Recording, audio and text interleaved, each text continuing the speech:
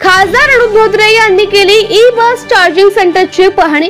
वायू प्रदूषणामुळे होणारा पर्यावरणाचा त्रास लक्षात घेता केंद्रात असलेल्या मोदी सरकारने पर्यावरणपूरक ई बसेस चालविण्याचा निर्णय घेतलाय आणि त्यानंतर त्यावर अंमलबजावणी सुद्धा सुरू केली। देशातल्या 19 महानगरांमध्ये 190 कोटी रुपये खर्चून सेवा पुरविण्यात येणार आहे। अकोला शहराला 50 ई बसेस मिळणार आहेत, ज्यात 12 किमी धावणाऱ्या 14 बसेस आणि 9 किमी धावणाऱ्या 28 बसेस, 7 किमी धावणाऱ्या बसेसचा समावेश आहे।